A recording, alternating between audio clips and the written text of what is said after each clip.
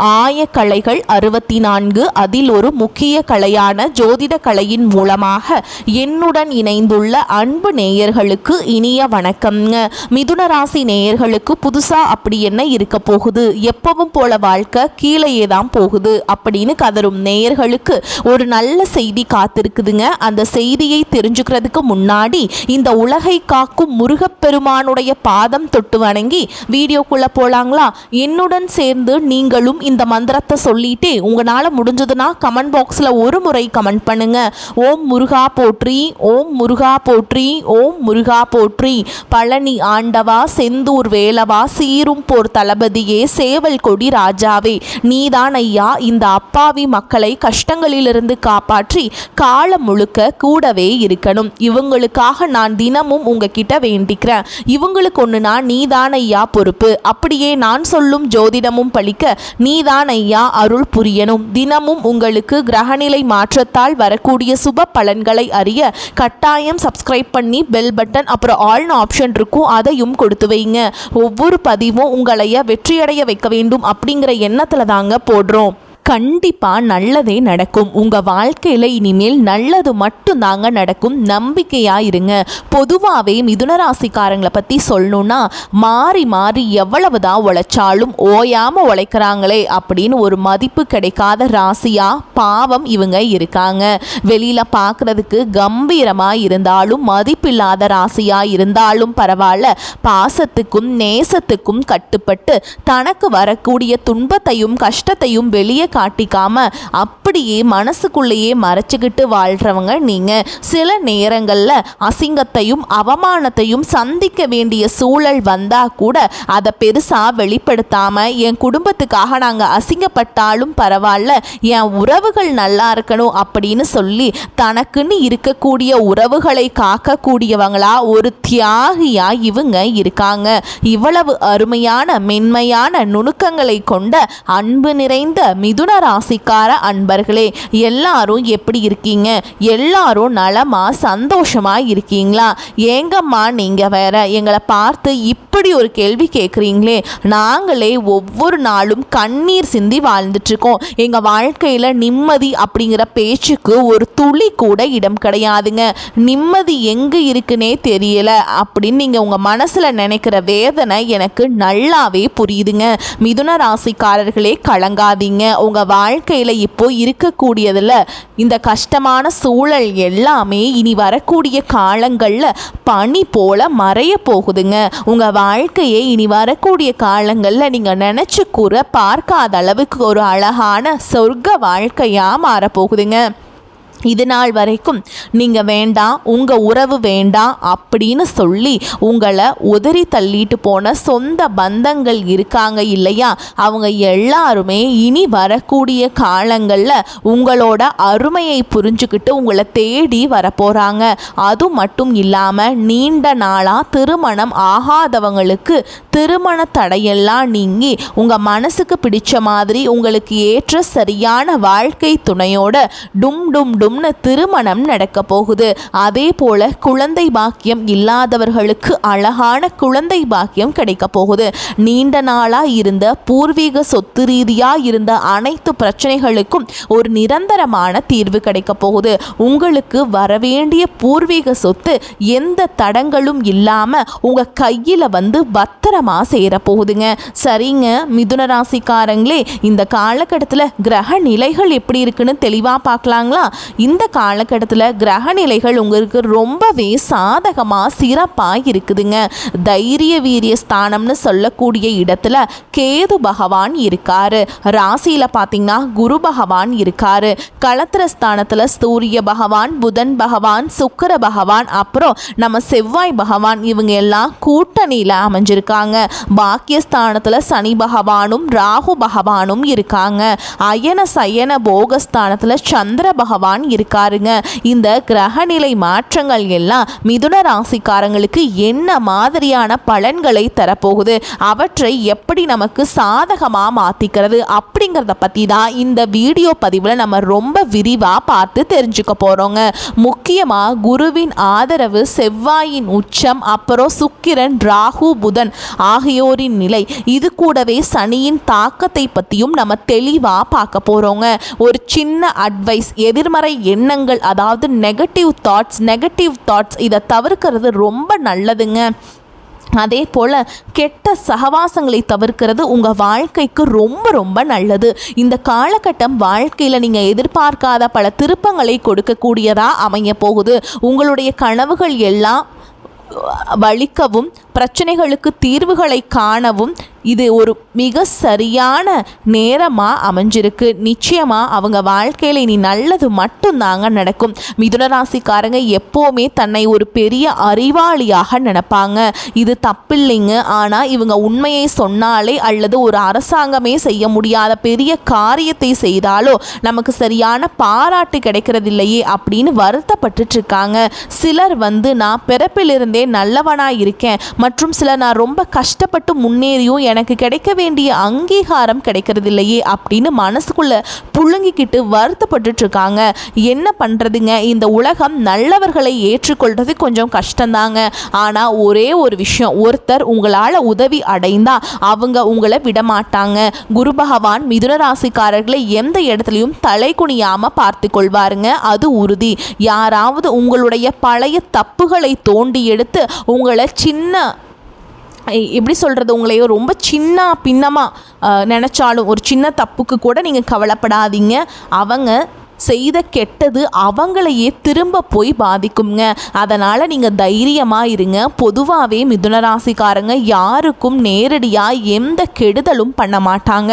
ஆனால் சந்தர்ப்ப சூழலால், கெட்ட சகவாசங்களால் கலந்திருக்க வாய்ப்பு இருக்குது. நம்ம சிவபெருமான் ஏதாவது ரூபத்தில் உங்கள் பக்கத்தில் விளையாடுவார். சோதனைகள் வரும்போது தயவு செஞ்சு கோபப்பட்டு வார்த்தையை விட்டுறாதீங்க.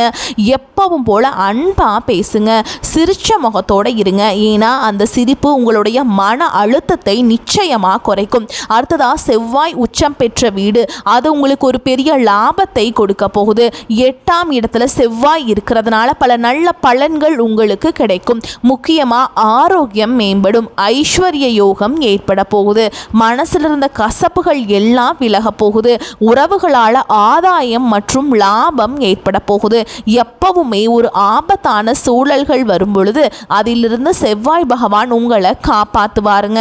தேவையில்லாமல் சண்டை போடும் இடங்களிலிருந்து சிவபெருமான் உங்களை காப்பாற்றி கூட்டிட்டு வந்துடுவாருங்க. அடுத்ததா 9வது வீட்டில் சுக்கிரன், ராகு, புதன் இருக்கிறதுனால பலருடைய குணாதிசயங்களை நீங்கள் தெளிவாக தெரிஞ்சுக்கிட்டு நீங்கள் சாதிக்க போகிறீங்க. எதையும் சீரியஸாக எடுத்துக்காம சிரிச்ச முகமாக பல விஷயத்தை நீங்கள் ஹேண்டில் பண்ண போகிறீங்க. சனி பகவான் பதவி ஸ்தானத்தை கொடுத்து தன்னுடைய பலத்தை நிரூபிக்க போகிறாரு. மொத்தத்தில் கிரகங்கள் எல்லாமே உங்களுக்கு சப்போர்ட்டாக சாதகமாக இருக்க போகிறாங்க. அதனால் மனசில் துஷ்டமான விஷயங்களை சிந்திக்காதீங்க. அது தேவையில்லாத பிரச்சனைகளை கொடுக்குங்க. ரொம்ப பெரிய காரியங்களில் யோசிக்காமல் இறங்காதீங்க. கெட்டவர்களோடு நட்பு கொள்ளாதீங்க. பரிகாரம் என்னன்னு பார்த்தீங்கன்னா, மிதுன ராசிக்காரங்க நம்ம நடராஜ பகவானை வழிபாடு பண்ணணும். சிதம்பரம் நடராஜர் அல்லது பக்கத்தில் இருக்கிற சிவன் கோவிலுக்கு போய் தரிசனம் செய்கிறது உங்கள் வாழ்க்கைக்கு ரொம்பவும் நல்லதுங்க. நிச்சயமாக உங்களுடைய எண்ணம் போல் உங்கள் வாழ்க்கையில் நல்லது மட்டும் தாங்க நடக்கும். கெட்டது நடக்குமோ அப்படிங்கிற பேச்சுக்கெல்லாம் இனி ஒரு துளி கூட இடம் கிடையாதுங்க. அதே போல் வெள்ளிக்கிழமைகளில் லக்ஷ்மி நரசிம்மர் துதி படிச்சிங்கன்னா கழுத்து வரைக்கும் இருக்கிற கடன் கூட சீக்கிரமாக அடையுங்க. லக்ஷ்மி நரசிம்மர் உங்களை நிச்சயமாக வாழ்க்கையில் ஒரு படி உயர்த்தி விட்டுருவாருங்க.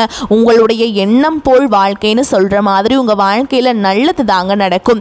இன்னொரு எளிமையான பரிகாரம், காலையில் ஓடுற தண்ணியில், அதாவது ஆறு அல்லது வாய்க்காலில் நீங்கள் உங்கள் வீட்டில் இருக்கக்கூடிய ஆகாத பழைய பொருட்களை கொண்டு போய் போட்டுருங்க.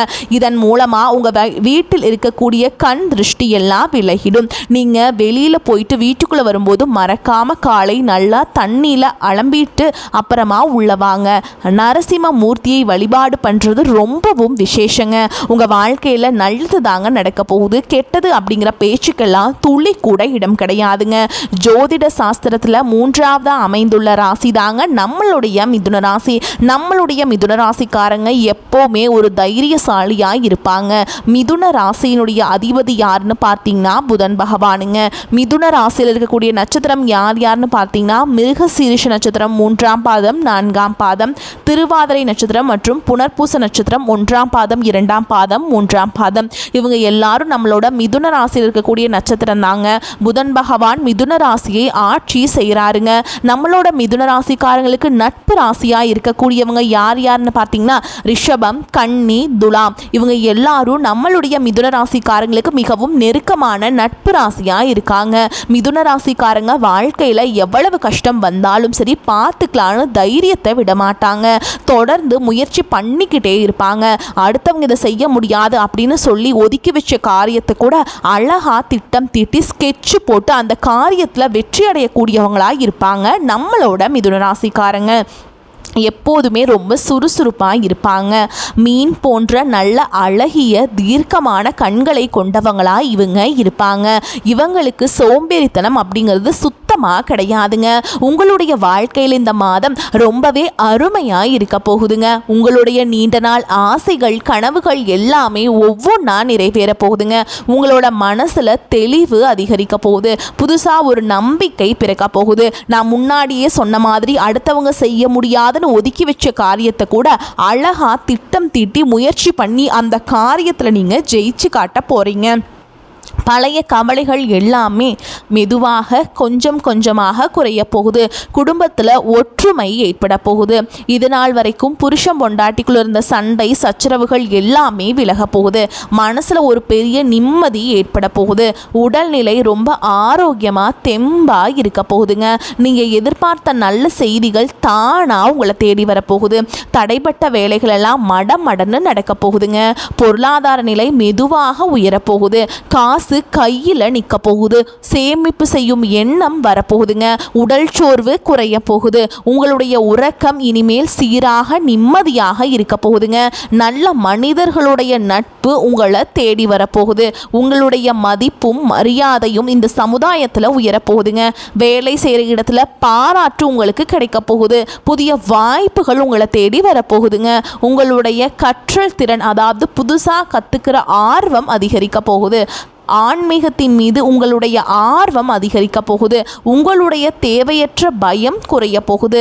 தன்னம்பிக்கை அதிகரிக்க போகுதுங்க. பழைய பிரச்சனைகளுக்கு ஒரு சுமூகமான தீர்வு கிடைக்க போகுதுங்க. குடும்பத்தில் மகிழ்ச்சி ஏற்பட போகுது. சுபகாரியங்கள் ஒன்று மாற்றி ஒன்று அடுக்கடுக்காக நடக்க போகுதுங்க. நீங்கள் செல்லக்கூடிய பயணங்கள் உங்களுக்கு நன்மை தரக்கூடியதாக அமைய போகுது. வீண் செலவுகள், மருத்துவ செலவுகள் எல்லாமே குறைய போகுது. நல்ல முடிவுகள் தெளிவாக எடுக்க முடியுங்க. உங்களால் மன அமைதி கிடைக்குங்க. உறவுகளில் புரிதல் அதிகரிக்கும். உங்களுடைய முயற்சிகள் கண்டிப்பாக வெற்றி பெறுங்க. உங்களுடைய பொறுமைக்கான பலன் நிச்சயமாக உங்களுக்கு இந்த காலகட்டத்தில் கிடைச்சே தீருங்க. அதில் எந்த மாற்றமும் இல்லை. எதிர்பார்த்த உதவி சரியான நேரத்தில் உங்களை தேடி வரும். எதிர்கால நம்பிக்கை அதிகரிக்கும். மொத்தத்தில் உங்கள் வாழ்க்கையில் சந்தோஷம் நிலைச்சிருக்க போகுது. உங்களுடைய ஆசைகள் கனவுகள் எல்லாமே படிப்படியாக நிறைவேற போகுது. உங்களுடைய வாழ்க்கையில் இது நாள் வரைக்கும் இருந்த அனைத்து கஷ்டத்துக்கும் ஒரு நல்ல ஒரு தீர்வு கிடைக்க போகுது. கடைசியாக ஒரு சின்ன விஷயம், எங்கள் குலதெய்வம் எங்கேயோ இருக்குது, என்னமோ இருக்குது அப்படின்னலாம் நீங்கள் நினைக்க வேண்டாமுங்க. நீங்கள் எங்கிருந்தாலும் உங்கள் வீட்டில் ஒரு தீபம் ஏற்றி வச்சு அந்த தீப ஒளியில் தெய்வங்கள் இருக்கிறாங்க அப்படின்னு நினச்சி வழிபாடு செய்யுங்க. ஒருவேளை உங்களுக்கு குலதெய்வமே தெரியாவிட்டாலும் பரவாயில்லைங்க. வீட்டில் தீபம் ஏற்றி வச்சு ஏதாவது ஒரு நல்ல நாளில் எங்கள் குலதெய்வமே நீ தான், எங்களை காக்கணும்னு மனசில் நினச்சி வழிபாடு செய்யுங்க. குலதெய்வ வழிபாடு குலம் காக்கும், குலம் தழைக்கும். உங்கள் வம்சம் விருத்தியாகும். எப்போவுமே முதல்ல குலதெய்வம், அப்புறம் இஷ்டப்பட்ட தெய்வம், அப்புறம் உங்களுக்கு விருப்பப்பட்ட தெய்வம்ங்க. எந்த கோவிலுக்கு போனாலும் என்ன பண்ணாலும் வாழ்க்கையில் ஒரு ஏற்றம் இல்லையே அப்படின்னு நீங்கள் சொல்லுவீங்க. அதற்கு காரணம் குலதெய்வ வழிபாடு குறைவாக இருக்கிறது தான். தினமும் காலையில் எந்திரிச்ச உடனே சூரிய பகவானை பார்த்து கையெடுத்து கும்பிட்டு ஒரு நமஸ்காரம் பண்ணுங்க. அவங்களுடைய அனுகிரகம் இருந்தால் போதும். மற்ற கிரகங்கள் எல்லாம் சாதகமாக இல்லைனா கூட பரவாயில்ல, அந்த சூரியனுடைய பிரகாசம் உங்கள் வாழ்க்கையவே பிரகாசமாக மாற்றிருங்க. அந்த வெளிச்சம் உங்களை வந்து சேருங்க. உங்கள் வாழ்க்கையில் இருக்கக்கூடிய கண்ணீர் எல்லாம் கரைஞ்சு போயிருங்க. மிதுன ராசிக்காரங்களே, உங்கள் வாழ்க்கையில் இந்த காலகட்டத்தில் அதிர்ஷ்டம் தரக்கூடிய நிறம் என்னென்னு பார்த்தீங்கன்னா பச்சை நிறம் மற்றும் ஊதா நிறம்ங்க. அதிர்ஷ்டம் தரக்கூடிய எண்கள் 3 மற்றும் 4ங்க.